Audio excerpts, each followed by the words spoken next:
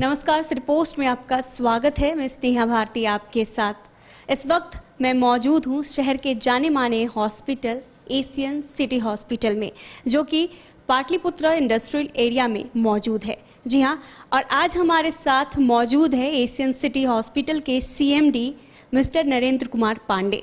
पहले तो सिरपोस्ट में सर आपका बहुत बहुत स्वागत है।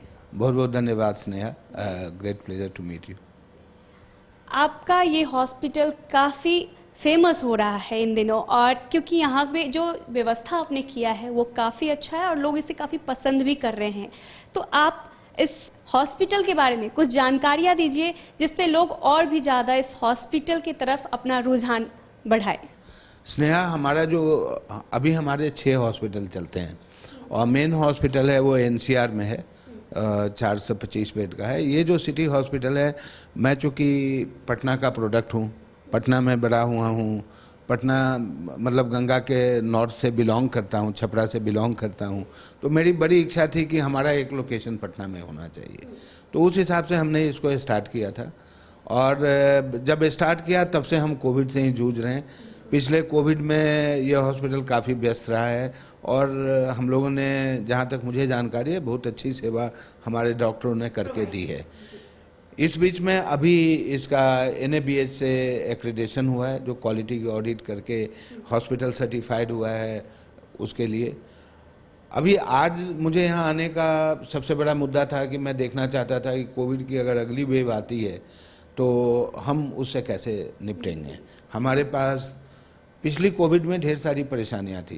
पहली परेशानी ये थी कि कोविड के लिए ना डॉक्टर प्रिपेयर थे, ना हॉस्पिटल प्रिपेयर था, ना प्रशासन प्रिपेयर था, और ना हमें इलाज मालूम था। ऑक्सीजन कब आता है आम समय में हमें सोचने की ज़रूरत नहीं पड़ती, पर्याप्त मात्रा में हर जगह ऑक्सीजन होता है। जो वेंटिलेटर्स हैं वो उतने हैं जितने की हमारी ज़रूरत पड़ सकती है, लेकिन कोविड ने हमें सिखाया कि वो इनफ नहीं है और हमें इमरजेंसी के लिए प्रिपेयर होना चाहिए। तो हम अपने सारे हॉस्पिटलों को थर्ड वेव के लिए प्रिपेयर कर रहे हैं। यहाँ पे समुचित व्यवस्था कर रहे हैं। व्यवस्था में हम ये देख रहे हैं कि बच्चों के वेंटिलेटर कितने हैं और अगर ज़रूरत पड़ी तो हम कितने और ऐड कर सकते हैं। यहाँ के ऑक्सीजन सप्लाई को हम कैसे सुदृढ़ बना सकते हैं, और साथ ही साथ मैन पावर की प्लानिंग देख रहे हैं कि ये लोग कैसे जूझेंगे। तो NABH एक तो था कि मैं स्टाफ का मनोबल बढ़ाना चाहता था। अभी यहाँ का NABH अभी पिछले हफ्ते हुआ है। NABH का मतलब है कि इस हॉस्पिटल में जब भी आइएगा तो इसकी गुणवत्ता एक लेवल पे मिलेगी और ठीक ठाक मिलेगी। अब मरीज को ये सोचने की ज़रूरत नहीं है कि यहाँ का रख रखाव कैसा है, साफ़ सफाई कैसे हैं, स्टाफ कैसे हैं। बेसिकली हम सब लोग ट्रेन लेते हैं। क्या है कि लोग बड़े बड़े बिल्डिंग्स देख लेते हैं ना, जब जो बड़े हॉस्पिटल होते हैं उसके बिल्डिंग्स देख करके जो गरीब लोग हैं वो नहीं आते हैं, तो उनको लगता है पैसे बहुत लगेंगे। तो यहाँ पे पैसे की क्या क्राइटेरिया, मतलब गरीब लोग क्या एबल है इस हॉस्पिटल में इलाज करवाने की? स्नेहा, देखिए, एक चीज़ तो मान के चलिए कि स्वास्थ्य एक ऐसा सब्जेक्ट है, जैसे भूख है तो सबको लगती है और बीमार हर कोई पड़ता है। तो आप इस एशियन जैसे ऑर्गेनाइज सेटअप में आइएगा तो हर चीज़ आपको ट्रांसपेरेंट बताया जाएगा। आपको बताया जाएगा कि इसका ये कॉस्ट है, वो कॉस्ट है। आप नर्सिंग होम में जाइएगा तो वो बताएंगे कि अच्छा 5,000 रुपये लगेंगे, लेकिन जाते जाते आप वो 3 टाइम्स आप दे के जाइएगा। जहाँ तक यहाँ के जो डॉक्टर्स और जो स्टाफ काम करते हैं, उनके मेरे स्ट्रिक्ट इंस्ट्रक्शन है कि गरीबों का भी इलाज हो, अगर उनके पास पैसे कम भी हों तो उनको भी स्वास्थ्य सेवाएं उपलब्ध कराई जाए। और हमारे वार्ड के रेट जो हैं वो बिल्कुल जायज़ लेवल पे हैं, जिससे हमारे यहाँ जो नीचे तबके के भी लोग इलाज करा पाएँ। तो आप ऐसे भी लोग जो बैठे हुए हैं उसमें आप देखिएगा कि केवल गाड़ी वाले लोग नहीं हैं, ऐसे भी हैं जो पैदल आए और रिक्शे से आए। तो हम हर तबके का ख्याल रख के चलते हैं। बिल्कुल।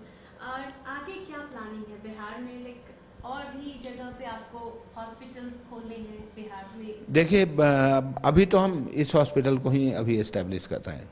अगर आगे की, आप बहुत आगे की जानना चाहते हैं, तो हम लोगों की तो इच्छा है कि यहाँ पे बड़ा मेडिकल का सेटअप आना चाहिए। और पटना जैसे जगह में सबसे ज़्यादा जो प्रॉब्लम है वो लैंड डिस्प्यूटेड है या लैंड अवेलेबल नहीं है। तो फ्यूचर में हम चाहेंगे कि एक मल्टी स्पेशलिटी बड़ा हॉस्पिटल हम पटना के आसपास कहीं स्टार्ट करें और पटना में क्या है कि राजधानी पटना में बहुत सारे हॉस्पिटल है कंपटीशन में, और लोग बहुत दूर दराज के जो लोग होते हैं वो राजधानी पटना ही रुक करते हैं जब बहुत बीमार पड़ते हैं या फिर रेफ़र भी किया जाता है।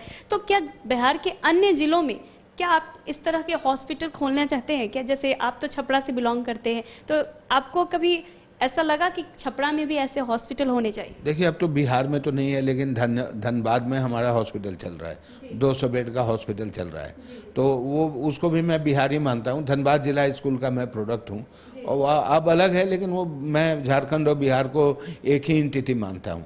अभी इमीडिएट में हमने कोई ऐसा प्लान नहीं किया है। मैं अपने गांव पे एक छोटे लेवल का हॉस्पिटल सेट करने का प्लान करके रखा हूँ, जहाँ से वो उसका ज़्यादा जो स्ट्रेस है वो सोशल सर्विस पे है, कि वहाँ पे लोग आए, वहाँ डॉक्टर हैं, उनको प्राइमरी सुविधा मिले, और उसके बाद उनको ये बता दें कि आपको हार्ट की प्रॉब्लम है, ब्रेन की प्रॉब्लम है, तो आप सही जगह पे जाएं। क्योंकि अब गांव में जाके उस लेवल का हॉस्पिटल अगर आप सेट करते हैं तो आपको डॉक्टर ही नहीं मिलेंगे, टेक्नीशियन ही नहीं मिलेंगे। ये बहुत बड़ी प्रॉब्लम है। और शहर में, पटना शहर में ज़रूर इसको इस्टेब्लिश होने के बाद हम लोग देखेंगे कि एक अच्छे लेवल का हॉस्पिटल हम लोग स्टार्ट करें, उसके साथ नर्सिंग स्कूल हो, कैंसर के इलाज की सुविधा हो, ये सारा कुछ हम लोग देख रहे हैं। हमने सर्वे वगैरह भी किया है, लेकिन उस पर अभी हम लोग काम नहीं कर रहे हैं, वो हमारे फ्यूचर का है। आपने भविष्य की बात की तो मैंने आपसे शेयर किया। हालांकि इन कुछ दिनों में आपके जो हॉस्पिटल है इसके नाम भी काफ़ी हो रहे हैं, काफ़ी फेमस हो रहा है आपका हॉस्पिटल, इसके लिए आपको कॉन्ग्रेचुलेसन। बहुत बहुत धन्यवाद स्नेहा, आपका भी और सिटी पोस्ट का भी। और मैं तो चाहूँगा, सब जो यहाँ मैं अलग करना चाहता हूँ वो ये है कि मैं चाहता हूँ कि यहाँ जो डॉक्टर्स हैं वो मरीजों का इस तरह का ख्याल रखें कि मरीज को लगे नहीं। क्योंकि देखिए, जब कोई बीमार होकर हॉस्पिटल आता है तो होटल और हॉस्पिटल में फ़र्क है। होटल में आप खुश होकर खाना खाने जाते हैं, और बीमार में जब हॉस्पिटल में आते हैं तो किसी की तबीयत खराब है, आप मेंटली परेशान हैं, तो हम अपने सारे स्टाफ को, चाहे वो गार्ड हो, चाहे वो क्लीनर हो, स्वीपर हो, या हमारे यहाँ का कंसल्टेंट हो, हम सबको यही कहते हैं कि आपको अपने मरीजों को बहुत ही प्यार और धैर्य से हैंडल करना है। वो शिकायत भी करेंगे, वो चाहेंगे कि उनकी बात सुनी जाए, और वो चाहेंगे कि उनके केस को ठीक से समझा जाए और उचित इलाज किया जाए। तो हमारा खास करके इस बात का ध्यान है कि कम्युनिकेशन, जो बात करने की ये है, उससे सबको, चाहे बिना पढ़ा लिखा आदमी हो, चाहे बहुत पढ़ा लिखा आदमी हो, सबको उचित ध्यान दे डॉक्टर, ठीक तरीके से बात करें, उनको बीमारी के बारे में समझाएं। हर बीमारी का इलाज भी नहीं है, तो ये भी बताएं कि ये इसका इलाज नहीं है, या हम इसको कंट्रोल कर सकते हैं, इसको ठीक नहीं कर सकते। तो ये सारी चीज़ें हम देखते रहते हैं। और यहाँ की जो क्लिनिकल प्रैक्टिस है वो रूटीन रूप से मॉनिटर होती है। एंजियोग्राफी हो रही है, एंजियोप्लास्टी हो रही है, क्या वो उचित होती है? क्योंकि आज के दिन में लोगों को ये भी है, लोग मुझे फ़ोन करके कहते हैं कि अपने हॉस्पिटल में फ़ोन कर दीजिए। मैं इसलिए फ़ोन कर दीजिए कि मेरे को ख्याल रखेंगे।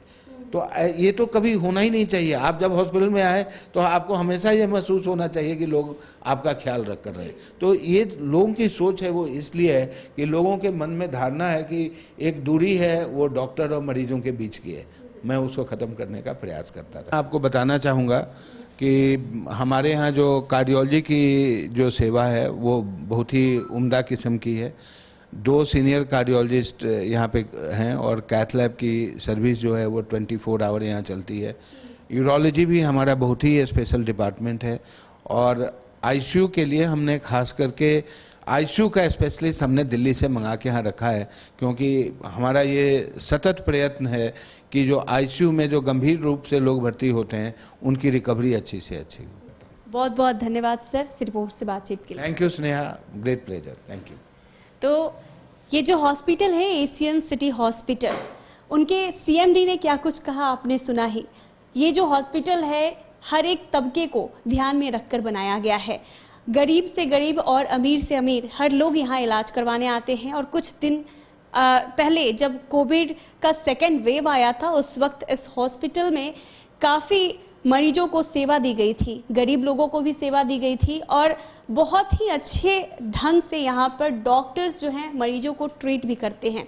तो आपको अगर कहीं भी प्रॉब्लम होती है हॉस्पिटल्स चूज करने में, तो आप बिल्कुल भी घबराइए मत, क्योंकि एशियन सिटी हॉस्पिटल हर तबके को ध्यान में रखकर बनाया गया है और आप बेझिझक यहाँ आ सकते हैं। ऐसी तमाम खबरों के लिए आप सिटी पोस्ट को देखते रहिए। तब तक के लिए धन्यवाद।